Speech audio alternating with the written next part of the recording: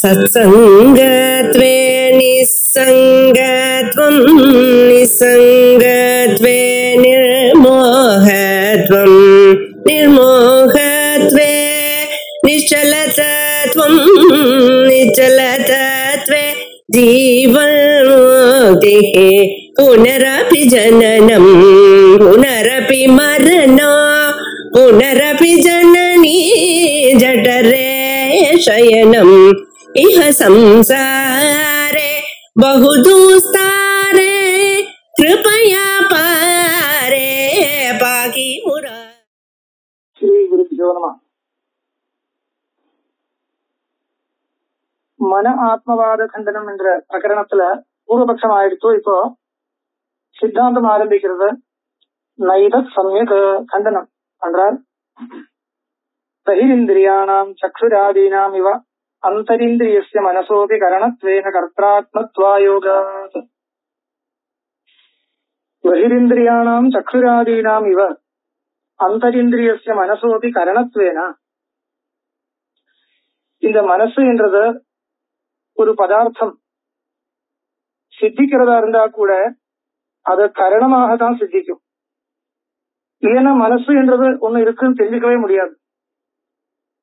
மனசு என்றது இருக்குன்னு ஏதாவது ஒரு தெளிவு இருக்குன்னா அந்த தெளிவு மனசு இருக்குன்னு காமிக்கக்கூடிய அந்த பிரமாணம் மனசை கரணமாக தான் காண்பிக்கும். இது சாஸ்திர பாஷையில் சொல்லும் பொழுது தர்மிகிராஹகம் ஆனேனா மனசா கரணத்வேனைவ சித்தே அப்படிதான் எழுதுவார். தர்மிகிராஹகம் மானம்னா பிரமாணம்.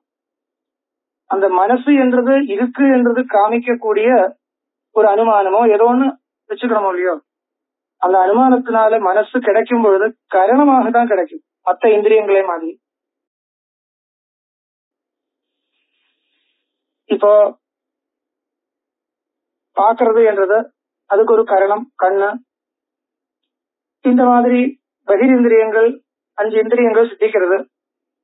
எந்த இந்திரியங்களும் எந்த வேலையும் பண்றது இல்லைன்னா கூட உள்ளுக்குள்ள நமக்கு சங்கல்பாத்மகம் ஞானம் ஸ்மரணாத்மக ஞானம் இதெல்லாம் வருது. அதுக்கு என்ன கரணம் என்றது யோசிக்கும் பொழுது அதுக்கு காரணமாக சித்திக்கக்கூடிய ஒரு இந்திரியம் மனசு. அதனால மனசு ஆத்மான்னு சொல்ல முடியாது. மனசு ஞானத்துக்கு கரணமே வழியே ஞாதா கிடையாது. ஞாதான்னா வேற ஏதோ ஒண்ணு இருக்கணும். அதுதான் சொல்றார். பகிரிந்திரியானாம் சக்ஷுராதீனாம் இவ அந்தரிந்திரியஸ்ய மனசோபி கரணத்வேன கர்த்தாத்மத்வாயோகா. கர்த்திருரூபத்துவம். கர்த்திருரூபத்துவம்னா ஞானாசிரயத்துவம் ஞானவத்துவம் அது வர முடியாது. மனசுதான் ஞாதுன்னு சொல்ல முடியாது. மனசா சிந்தயதி இத்தியாதி பிரதீத்யா. பாருங்க, மனசா சிந்தயதி மனசுனால நான் சிந்தனை பண்றேன். மனசுனால சிந்தனை பண்றது. அப்ப மனசு மனசுனால கரணம் தெரியுது. அந்த திருதியா விபக்தியினால கரணம் நமக்கு தெரியுது. மனசா சிந்தயதி இத்தியாதி பிரதீத்யா மனசா கரணத்வஸ்ய சுஸ்திதத்வாத் மம மனஸ் சபலம் இத்தியாதி பேத பிரதீதே. அதுவும் இருக்கு. என்னுடைய மனசு அது சபலமா இருக்கு, என்னுடைய மனசு சின்னமா இருக்கு, என்னுடைய மனசு நிம்மதியா இருக்கு, இப்படி எல்லாம் என்னுடைய மனசு அனுபவம் இருக்கு. அதனால மனசு என்றது வேற ஒரு அனுபவம் நம்மளுடைய எக்ஸ்பீரியன்ஸ்லயே நமக்கு அதை வச்சுட்டு சொல்ல முடியும். சுஷுப்தௌ ஆத்மசாட்சிகஸ்ய மனோநாசஸ்ய சத்வாத். சுஷுப்தியில மனோநாசம்னா சர்வதா நாசம் நினைக்க வேண்டாம், விருத்தி இல்லாம இருக்குது. மனசு நிர்வியாபாரமா இருக்கு, எந்த வேலையும் பண்ணாம சுஷுப்தியில் இருக்கு. அந்த சமயத்துல அதுக்கும் சாட்சியாக இருக்கக்கூடியது ஆத்மா. அந்த ஆத்மா அந்த சமயத்துல பிரகாசிக்கலைனால் தெரிஞ்சதுக்கு அப்புறம் எனக்கு ஒன்னும் தெரியலேன்னு எப்படி தெரிஞ்சது? அதுக்கு பதில் இருக்காது. சுசுப்தி சமயத்துல எனக்கு ஒன்னும் தெரியவே இல்லை என்றது எப்படி தெரிஞ்சது? அது எப்படியாவது ஊகம் பண்ணியிருக்கேன்னு சொல்லக்கூடாது. ஏன்னா ஒண்ணுமே தெரியாம தூங்கிட்டேன் என்றது, நான் தான் தூங்கிட்டேன் என்றத விஷயத்துல நமக்கு சந்தேகமே வர்றதுக்கு வாய்ப்பே இல்லை. அது சுசுப்தியில இருந்து வெளியில் வந்தாலும் அப்படிதான், ஏதோ ஒரு கோமா ஸ்டேஜில் இருந்து வெளியில் வந்தாலும் அப்படிதான். ஒரு கோமா ஸ்டேஜில் இருந்து அதுல இருந்து வெளியில் வந்தாலும் அந்த கோமா ஸ்டேஜில் கூட அந்த போத ரூபமான ஆத்மா பிரகாஷிச்சுட்டு இருக்கு என்றதுக்கு அதுதான் தெளிவு.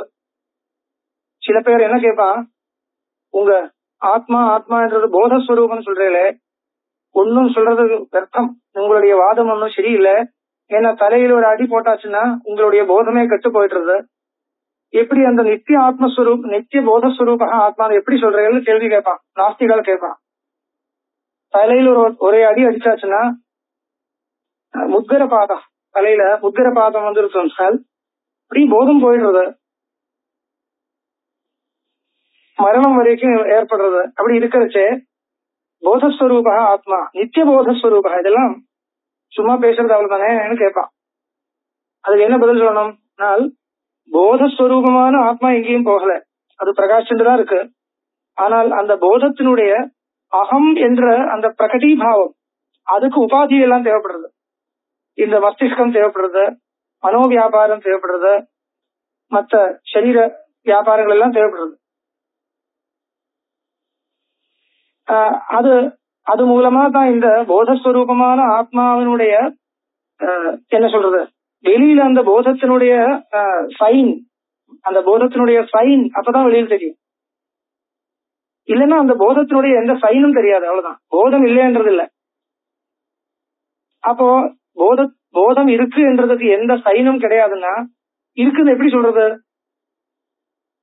கேட்டா அதுக்கு தான் பதில் சொல்றோம். அப்போ அந்த சுசுப்தி சமயத்திலையும் இல்லைன்னா மூர்ச்சாவஸ்தையிலையும் அதுக்கு தெளிவு கொடுக்க முடியாதுன்னா கூட அதுக்கு வெளியில் வந்ததுக்கு அப்புறம் தெளிவு இருக்கு. ஏன்னா நான் தான் தூங்கினேன், நான் தான் மூர்ச்சிதன் ஆயிட்டேன் என்றது சந்தேகமே இல்லாம அவன் சொல்லுவான். இன்னொருத்தரை கேட்ட நான் தான் தூங்கினேனோ அப்படி சந்தேகப்படுறது இல்ல. நான் தூங்கியாச்சா இன்னொருத்தர் தூங்கியாச்சா அப்படி சந்தேகம் வருமா? இந்த வரைக்கும் ஒன்னும் தெரியாம தூங்கினது நானா இன்னொருத்தனா அப்படி ஒரு சந்தேகத்துக்கு இடமே இல்லை. ஒரு க்ஷணம் கூட அந்த சேர்ந்த சந்தேகம் வர போறது இல்லை.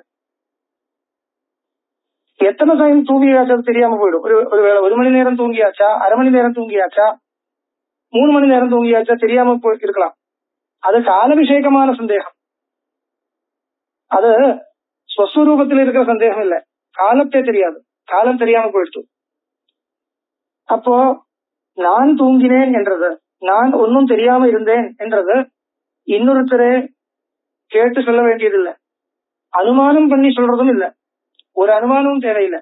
அது சட்டுன்னு நமக்கு தெரிஞ்சுக்க முடியுது. அதனால இது வச்சுட்டு என்ன சொல்லலாம்னா அந்த ஸ்ருதி சொல்றது வாஸ்தவம்னு சொல்ல முடியும்.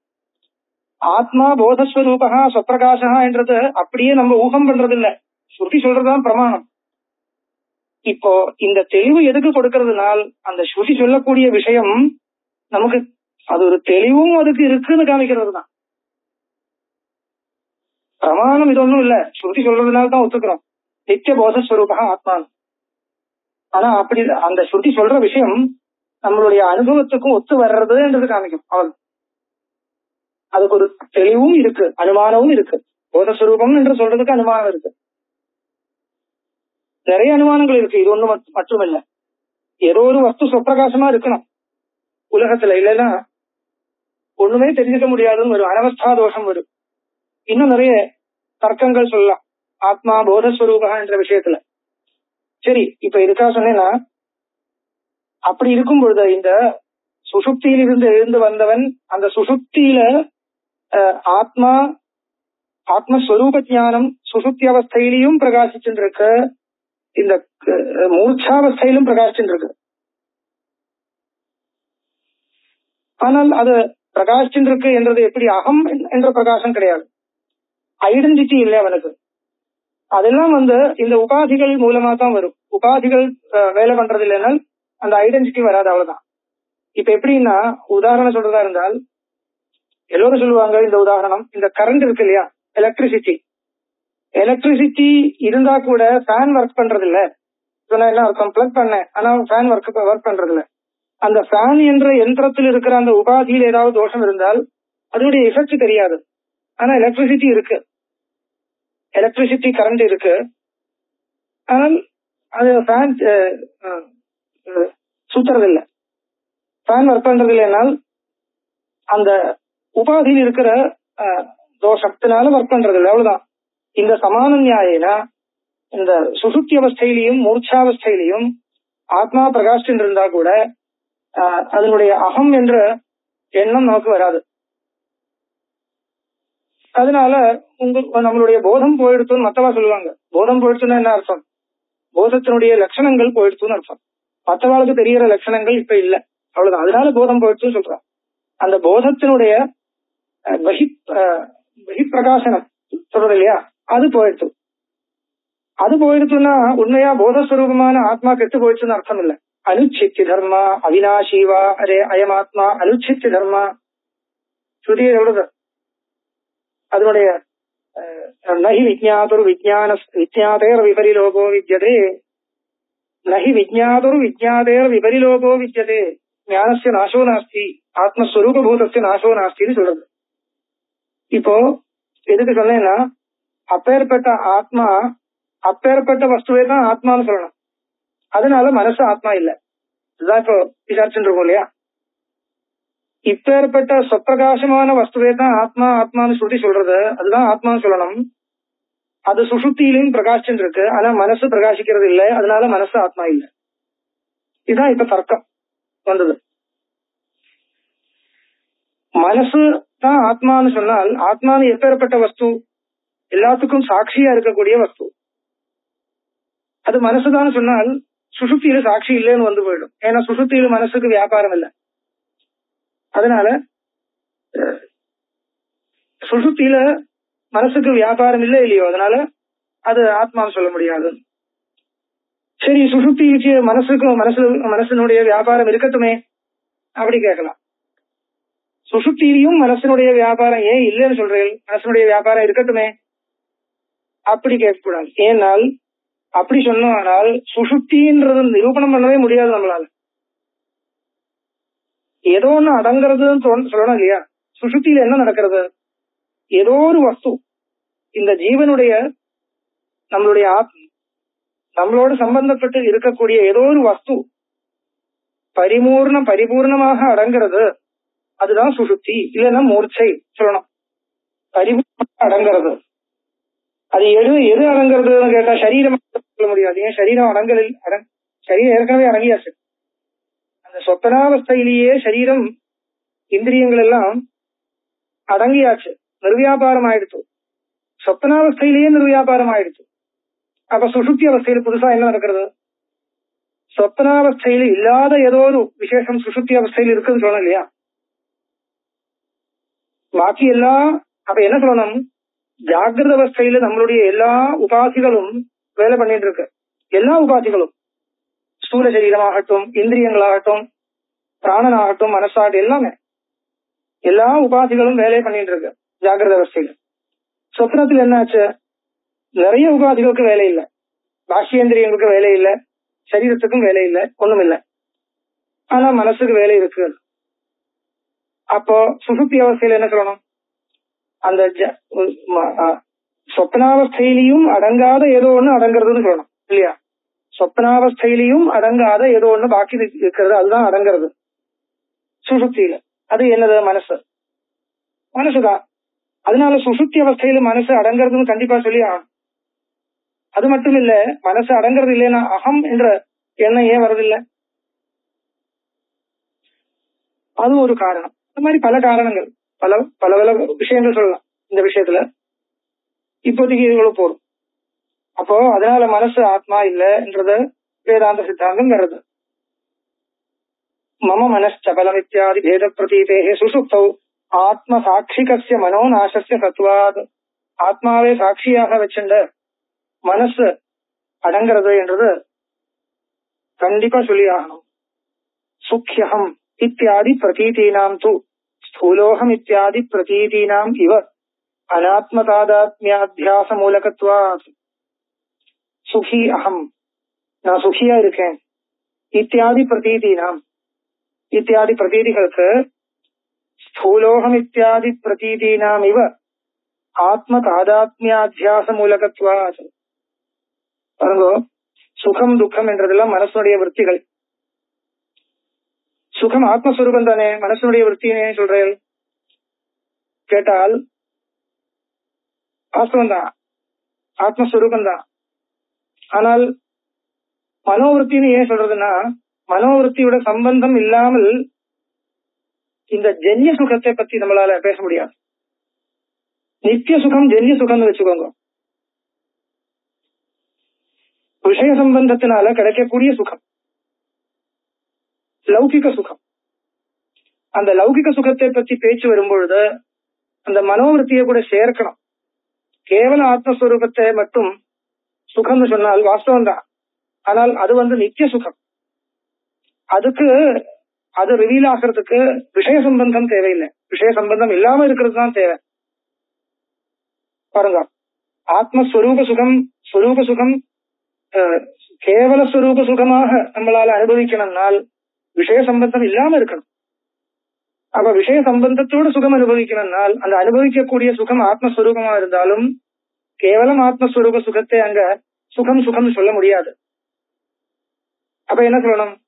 விருத்தியவச்சின்ன ஆத்மஸ்வரூபம்னு சொல்லணும். அந்த விருத்தி என்றது மனோவிகாரம், மனசனுடைய ஃபார்மேஷன்.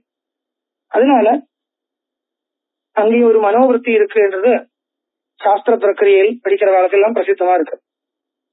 அந்த சுகி அகம் என்ற அனுபவம் இருந்தா கூட அது எப்படி வர்றதுனால் அந்த சுகி என்று சொல்லக்கூடிய அந்த இடத்தில் இருக்கிற விருத்தி, அந்த விருத்தி இல்லையா, அது மனசனுடைய விகாரமா இருந்தா கூட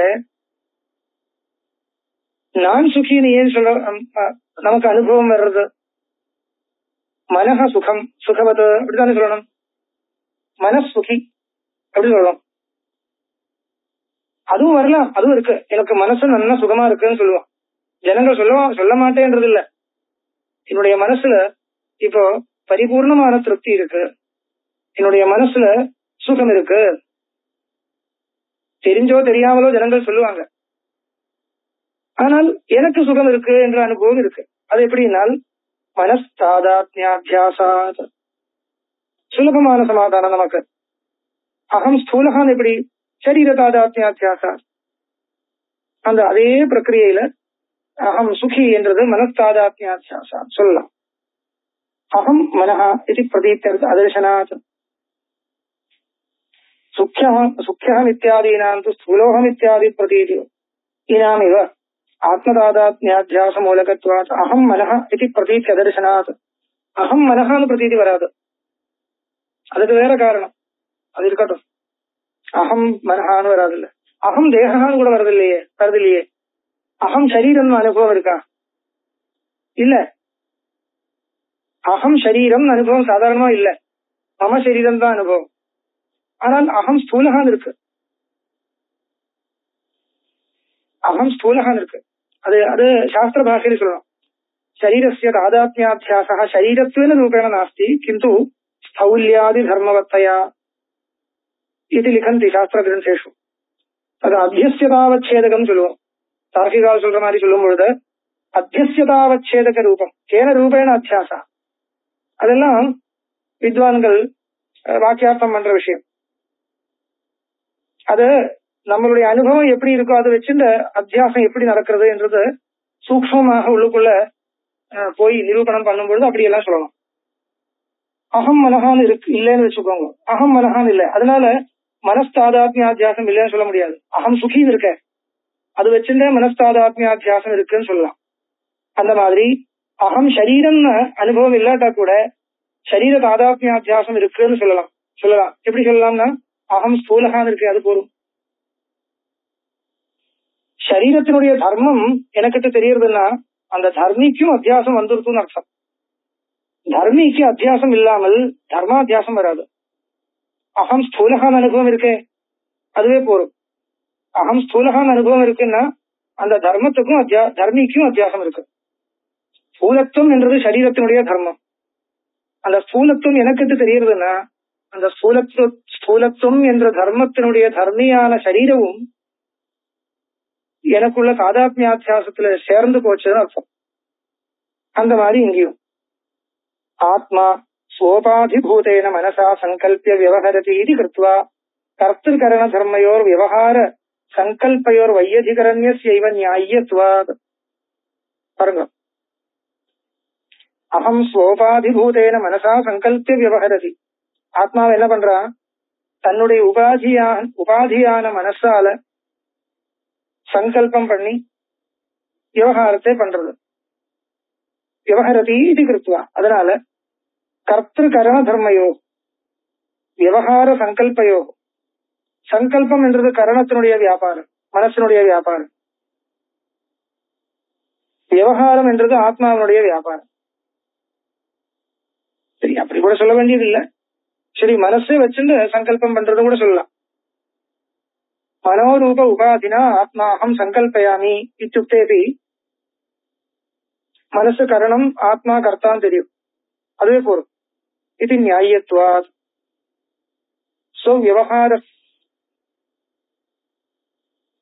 स्वव्यवहारस्व मनस्संकल्पपूर्वकः इत्यभ्युपगमेन देवदत्त संकल्पितार्थस्य यज्ञदत्त कर्तव्यता आपत्ति रूप दोष निरासात्.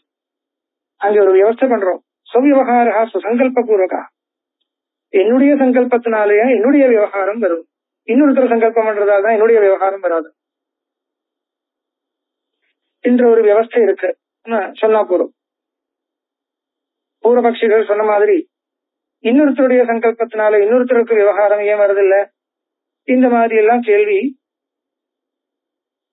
கேட்கக்கூடாது, அதுக்கு பதில் சொல்ல முடியும்னு அர்த்தம்.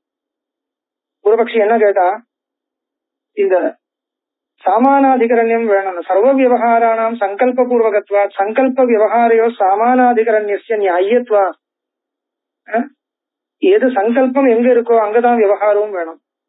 அப்போ மனசுல சங்கல்பம் இருக்குன்னா விவகாரமும் அங்கதான் இருக்கணும், ஞானமும் அங்கதான் இருக்கணும், எல்லாமே அங்கதான் இருக்கணும். அதனால மனசுதான் ஆத்மான்ற மாதிரி சொன்ன அது அந்த கேள்விக்கு பதில் கொடுக்கிறார். அப்படி இல்ல, இந்த சங்கல்பமும் விவகாரம் எல்லாமே எனக்கிட்ட இருக்கு, ஆத்மாவுக்கிட்ட இருக்கு. மனசு கரணமா வச்சுட்டா கூட இத சரியா வச்சுக்கலாம். இந்த கேள்விக்கு பதில் கொடுக்க முடியும். நான் தெரிஞ்சுக்கிறேன், எனக்கு இச்சை வருது, நான் ஆசைப்படுறேன், நான் பிரயத்னிக்கிறேன், நான் போகிறேன், நான் பண்றேன், எல்லாமே எனக்கிட்ட. எதனாலன்னு கேட்டா மனசா சங்கல்பயாமி, மனசா இச்சாமி, மனசா பிரயதிஷ்யே, இப்படி எல்லாம் நான்.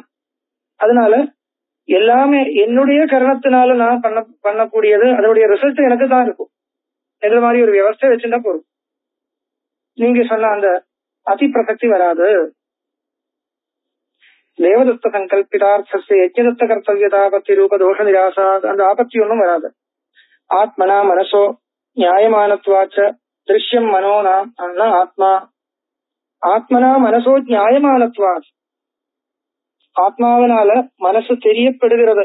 அதனால இது ஞேயம், ஞாதிரு இல்ல. அதனால ஞாதிரு ஆத்மஸ்வரூபம், ஆத்மா ஞாதா, மனஹ ஞேயம், திருஷ்யம் மனஹ ந ஆத்மா கிந்து ஆத்மன உபாதிபூதம் கரணமேவ. மனசு என்றது ஆத்மாவினுடைய உபாதியாக சொல்ல வேண்டிய ஒரு கரணம் தான் என்ற அபிப்பிராயம் இந்த பிரகரணத்திலிருந்து வந்தது. இதுக்கப்புறம் அடுத்த பிரகரணம் ஆரம்பிக்கிறேன். அகங்காராத்மவாத கண்டனம். அகங்காராத்மவாதம் அது என்ன? இந்த அகம்னு தெரியக்கூடிய அந்த பதார்த்தம் தான் ஆத்மான். அது ஒத்துக்க வேண்டிய விஷயம் தானே. அதை இப்படி கண்டனம் பண்றதுனால் அப்படி இல்லை. என்ன சொல்ல போறார்? அகம் என்று தெரியக்கூடியது ஆத்மாதான். ஆனா எப்படி தெரியறதோ அதை அப்படியே ஆத்மாவை சொல்லக்கூடாது. அகமிச்சந்தஸ்புரந்தம் சதான்னு வாஸ்தவம். ஆத்மாவை பத்தி சொல்லும் பொழுது அகமிச்சந்தஸ்புரந்தம் நான் சொல்லுவோம். எல்லா பெரியவரும் அப்படிதான் சொல்லுவார், பெரியவார் எல்லோரும் அப்படித்தான் சொல்லுவார். ஆனால் அவளுக்கு என்ன அபிப்பிராயம்? அகம் என்ற ஸ்புரணத்தையே கவனிச்சுட்டுதான் ஆத்மாவே கண்டுபிடிக்கணும்னு. அது இல்லைன்னு சொல்ல முடியாது. இருந்தாலும் அகம் என்ற அனுபவத்தை அப்படியே ஆத்மா நினைக்கவும் கூடாது. அது அகங்கார சம்பந்தத்தோட இருக்கிறதுனால அந்த அகங்காராம்சத்தை விட்டு பாக்கி எது இருக்கோ அதுதான் ஆத்ம தத்துவம்னு சொல்லணும் இல்லையா? அது சொல்றதுக்கு இப்ப ஆரம்பிக்கிறார். அத அகங்காராத்மவாதி பிரத்யவதிஷ்டதே ஆத்மனः ஞாதத்வாத் அகம் ஜானாமி இது விவகாராத் அகங்கார ஏவாத்மா. ஞாதஸ்வரூபம், கர்த்தஸ்வரூபம், போக்திருஸ்வரூபமாக எது இருக்கோ அதுதான் ஆத்மா. ஆத்மனः ஞாதத்வாத் அகம் ஜானாமி இது விவகாராத் அகங்கார ஏவாத்மா. ச ஏவ லௌகிக வைதிக விவகாரேஷு கர்த்தா போக்தா ச. அகம் கரோமி, அகம் அனுபவாமி சுகம் இத்தியாதி பிரதீதே. நான் சுகத்தை அனுபவிக்கிறேன், நான் பண்றேன், இப்படி எல்லாம் நான் நான் என்ற அனுபவம் வருது இல்லையா? கர்த்தத்துவ அனுபவம், போக்திருத்துவ அனுபவம் எல்லாம் வருது. இந்த அனுபவத்துக்கு விஷயமாக எது இருக்கோ அதுதான் ஆத்மா. உண்மையா சித்தாந்தத்துல இப்ப சொன்ன மாதிரி இந்த அனுபவத்துல ஆத்மா விஷயமே இல்லைன்னு நான் சொல்ல மாட்டோம். ஆத்மா விஷயம்தான். ஆனால் நான் கர்த்தா என்று எந்த ரூபத்துல அந்த ஆத்மாவே தெரியுதோ அந்த ரூபத்துல ஆத்மா பாரமார்த்திக சத்தியம் இல்லை, அப்படிதான் சொல்லணும். அதுக்காக இப்போ கேள்வி கொண்டு வந்துருக்கார். ஆத்மனி ஸ்வாபாவிகஸ்ய இது நைததுச்சிதம், இது சரியில்லை. நிர்விகாரே ஆத்மனி ஸ்வாபாவிகஸ்ய கர்த்தத்வாதி விகாரஜாதஸ்ய அனத்யுபகந்தவ்யத்வாத். அதுதான் ஆத்மா நிர்விகாரகான்னு ஸ்ருதி சொல்றது. அதுக்கு விருத்தமாக சுவாபாவிகமாக கர்த்தத்துவம், போக்திருத்துவம், விகாரங்கள் எல்லாமே இருக்குன்னு சொல்லக்கூடாது. அத்யுபகதேவா தஸ்மின், அது நீங்க அப்படியே ஒத்துக்கிறதா இருந்தால் ஸ்வஸ்ய ஸ்வவிகார சாட்சித்வா யோகேன ஆத்மான்ய சாட்சியுபகமே திருஷ்யத்துவ பிரசக்தியா ஜட ஏவ ஸ்யாத் ஆத்மா இது கதம் தஸ்ய ஞாதத்வம். அதான் இந்த விகாரங்கள் எல்லாம் ஆத்மாவினுடைய சுவாபாவிக தர்மம்னு சொல்லக்கூடாது. ஏன்னா ஸ்ருதி விரோதம் இருக்கு.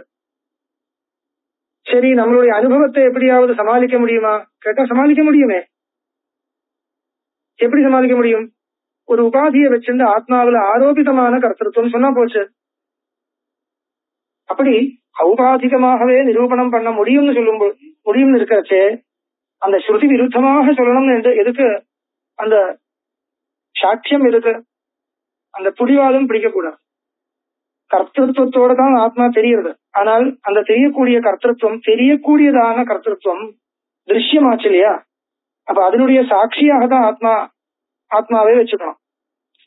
இந்த ஆத்மாவை கர்த்தத்துவ போக்திருத்வாதீனாம் சாட்சிதையா, கர்த்தத்துவ போக்திருத்வாதிகளுக்கு சாட்சியாக ஒத்துக்கிறது இல்லைனால் என்ன வரும்? இன்னொரு சாட்சியை ஒத்துக்க வேண்டியதா போயிடும். அந்த சாட்சி இல்லாத போனால் இது பிரகாசிக்காது. அப்ப இன்னொரு சாட்சியை ஒத்துக்க வேண்டியதா போயிடும். அப்ப அதுவும் அந்த சாட்சியும் என்ன பண்றதுனால் அதுவும் நம்மளால தெரியக்கூடிய ஒரு விஷயமா இருந்தால் அதுக்கு இன்னொரு சாட்சியை ஒத்துக்கணும். அப்படியே அனவஸ்தா வருது. அப்போ கர்த்தத்வாதி விசிஷ்டஸ்ய ந சாட்சித்வம். அப்ப கர்த்தத்வாதி விசிஷ்டஸ்து பதார்த்தः ஆத்மா நாஸ்தி கிந்து ஆத்மஸ்புரண விசிஷ்ட அகங்காரः. இந்த ஆத்மஸ்புரண விசிஷ்டகான்னு சொல்றது எல்லா இடத்துலயும் என்ன சொல்லலாம். இப்ப சரீரம் ஆத்மா இல்லையா சொன்னோம் இல்லையா? ஆனால் நம்மளுடைய சரீரம் எப்பேற்பட்டது? ஆத்மஸ்புரண விசிஷ்டம். இந்த சரீரத்துல ஆத்மஸ்புரணம் இருக்கு, அதனால்தான் சேதன சரீரம்னு சொல்லுவோம். ஆனா ஆத்மா இல்ல. இந்திரியங்கள் ஆத்மா இல்ல, ஆனால் ஆத்மஸ்புரண விசிஷ்டமா இருக்கு, தாராளமா சொல்லலாம்.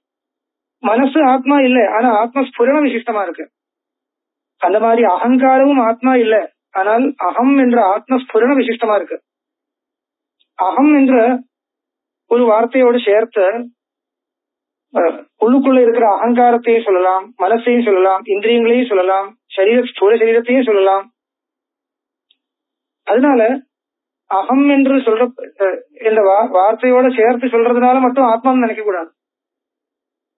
அதான் சொல்ற ஆத்மனி ஸ்வாபாவிகஸ்ய கர்த்தத்வாதி விகார ஜாதஸ்ய அனத்யுபகந்தவ்யத்வாத் அத்யுபகதேவா தஸ்மின் ஸ்வஸ்ய ஸ்வவிகார சாட்சித்வா யோகேனா. என்னுடைய விகாரங்களுக்கு நானே சாட்சியாக இருக்க முடியாது. அதனால ஆத்மான்ய சாட்சியுபகமே. பாருங்க, என்னுடைய விகாரங்களுக்கு நானே சாட்சியாக இருக்க முடியாது. நான் என்ன பண்ணினேன் என்றது இன்னொருத்தர் தானே சாட்சியாக வைக்கணும். இப்ப ஒரு கேஸ் நடத்துறதா இருந்தால், ஒரு கோர்ட்டு கேஸ்னு வச்சுக்கோங்க, யாரோ ஒருத்தர் ஒரு ஒரு தப்பு பண்ணியிருக்கான். அவனுக்கு யாரு சாட்சி சொன்ன? நான் தான் சாட்சின்னு அவன் சொன்னா ஒத்துப்பாரா? ஒத்துக்க மாட்டாரே. சாட்சி இன்னொருத்தரா இருக்கணும். அதனால ஸ்வவிகாரம் பிரதி நான் பண்ணின அந்த தப்பு இருக்கு இல்லையா, அதுக்கு நானே சாட்சி. நான் ஒத்துக்க மாட்டான். நான் தப்பு பண்ணலேதான் சொல்லுவேன். அப்போ நான் பண்ணின விஷயத்துக்கு நானே சாட்சி இல்ல, சாட்சியா ஒத்துக்க முடியாது. நம்மளால அது சாட்சின்னு ஒத்துக்க முடியாது. அவன் சொன்னாலும் ஒத்துக்க முடியாது. அதனால சாட்சினால் அந்த எதுக்கு விகாரம் இருக்கோ அது சாட்சி இல்லை. அந்த விகாரம் இல்லாத வஸ்துவை தான் சாட்சியாக வச்சுக்கணும். ஏனால் உதாசீனத்துவே சதி திரஷ்டத்துவம் சாட்சித்துவம் இதுதான் லட்சணம். சாட்சியுடைய லட்சணம் என்ன? உதாசீனமா இருக்கணும். உதாசீனமா இருக்கணும். ஆனா காரியங்களே தெரியறதுக்கு சக்தி இருக்கணும். அப்பதான் சாட்சின்னு சொல்லுவோம். இப்போ அகங்காரஸ்ய சாட்சித்துவம் நவக்தவியம். ஏன் சொல்லக்கூடாது? குதோ நவக்தவியம் இது சேத் அகங்காரஸ்ய கர்த்திருவ போக்திருத்வாதி விகாரவத்வாத். அகங்காரம் என்றது கர்த்திருவ போக்திருத்வாதி விகாரங்களோட சேர்ந்துதான் தெரியறது, சேர்ந்துதான் இருக்கு. அப்படி இருக்கிறச்சே அது விகாரத்தோட சேர்ந்த ஒரு வஸ்து. அப்ப விகாரத்தோட சேர்ந்த ஒரு வஸ்துவினுடைய வியாபாரங்களுக்கு சாட்சியாக எது வேணும்? விகாரம் இல்லாத ஒரு பொருள் வேணும் இல்லையா? அதுதான் ஆத்மா. இப்ப எனக்கு தெரியும், உண்மையா எனக்கு தெரியுது இது தப்பு பண்ணினேன் என்றது. நான் தப்பு பண்ணினேன் தெரியும் இல்லையா? அது தப்பு பண்ணினேன் தெரிவிக்கக்கூடிய உள்ளுக்குள்ள ஒரு பதார்த்தம் இருக்கு. அந்த சாட்சியை மூடி வச்சுன்னு நான் விவகாரம் பண்ணுவேன். அதுதான் லோகத்துல இன்னொருத்தர வேணும்னு சொல்றது காரணம் என்ன? தப்பு பண்ணினவனுக்கு தப்பு பண்ணினேன்னு தெரியாம இல்ல, அவனுக்கு அவனுடைய சாட்சி வேலை பண்றது உண்டு. ஆனால் அந்த சாட்சி சொல்ற விஷயத்தை இவன் சொல்ல மாட்டானே. பேசும்போது வேற விதமான தானே பேசுவான். அவனுக்கு தெரியாதா அவன் தப்பு பண்ணியிருக்கான்றது? கண்டிப்பா தெரியும். அதை தெரிவிக்கிற பதார்த்தம் யாருன்னா அவனுடைய அகங்காரம் இல்ல, அகங்காரத்தினுடைய சாட்சி பார்த்திருக்கான், நல்லா பார்த்திருக்கான் இவன் இப்படி பண்ணிருக்கான்ன்றது. அந்த அகங்காரத்தினுடைய சாட்சி எது சொல்லி கொடுக்கறதோ அது இவன் கோர்ட்ல சொல்ல மாட்டானே. அதனால இன்னொருத்தன் வேணும் என்ற மாதிரி அதுதான் சொன்னேன். அதனால எது விகாரத்தோட இருக்கோ அது அந்த பதார்த்தத்தை சாட்சியாக வச்சுக்க முடியாது. அப்ப அகங்காரம் என்றது விகாரத்தோட இருக்கக்கூடிய ஒரு பொருள். அது என்ன? அது ஒரு காம்பவுண்ட் ஆஃப் மனசு அந்த கரண இந்த புத்தி மனசு சித்தம் எல்லாம் வச்சுக்கோங்க. அதனுடைய காம்பவுண்ட் அது. அதனுடைய சாட்சியாக ஒத்துக்க வேண்டியது ஏதோ அதுதான் ஆத்மா சொல்லும் பொழுது ஆத்மாவை தனியாக ஒத்துக்கணும்னு அர்த்தம்.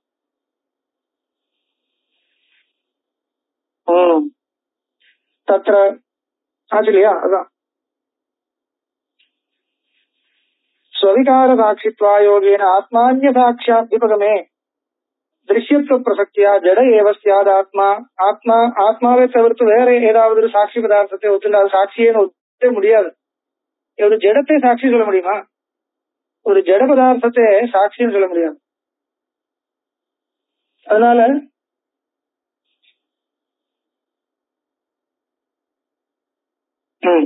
திருஷ்யத்துவ பிரசக்தியா ஜட ஏவ சியாத் ஆத்மா இது கதம் தஸ்ய ஞாதத்வம் அகங்கரோமி இத்தியாதி விவகாரஸ்து ஆத்மனः அனாத்மா அகங்கார தாதாத்ம்யாத்யாசா பவத்யேவ. அகம் கரோமி இத்தியாதி விவகாரஸ்து ஆத்மனः அனாத்மா அகங்கார தாதாத்ம்யாத்யாசா பவத்யேவ. அகம் கரோமி என்ற விவகாரம் வர்றதுக்கு ஒன்றும் சிரமம் இல்லை. இந்த தாதாத்மியாத்தியாசத்தை சொல்லியாச்சுன்னா சரியா போச்சு, அவ்வளவுதான். அதனால ஜட பதார்த்தத்தை சாட்சியாக ஒத்துக்கிறது இல்லை. சேதனத்துவம் கண்டிப்பா இருக்கணும். ஆனா இப்ப என்ன இருக்கும்னா சில ஜட பதார்த்தங்களையும் ஒரு சாட்சித்துவத்துக்கு உபயோகமா இருக்கும். அதனால சில ஜட பதார்த்தத்தை சேதனவத ஆரோபம் கிருத்வா சாட்சின்னு சொல்லிட்டு இருக்கோம். எது தெரியுமா? இந்த சிசிடிவி கேமரா இருக்கு இல்லையா, இது சாட்சி சொல்றோம். இது ஜட பதார்த்தம் தானே. ஜட பதார்த்தத்தை சாட்சி சொல்லக்கூடாதுன்னு கேட்கக்கூடாது. ஏன்னா அது ஒரு சாட்சித்துவத்துக்கு நிர்வாகம் பண்றதுக்கு உபயோகப்படுறது. அதனால சாட்சின்னு சொல்றோம், அவ்வளவுதான். அது சாட்சினா உபகாரகம் சொல்லுவோம், அவ்வளவுதான். அதுவே சாட்சின்னு இல்லை, அது ஒன்னும் சொல்லாது. அதுல பிரிண்டா இருக்குன்னா அப்படி காமிப்பாங்க. ஆனா உதாசீன பதார்த்தமா இருக்கிறதுனால அந்த உதாசீனத்துவம் என்ற தர்மம் இருக்கு, திரஷ்டத்துவம் கிடையாது. அந்த பிரிண்ட் அப்படி எடுத்து வைக்கிறதுனால நமக்கு அது உபயோகப்படுறதுன்றது மட்டும் வச்சுட்டு சாட்சி மாதிரி சொல்லலாம். அதான் ஜடஸ்த சாட்சித்துவம் நவக்தவியம்.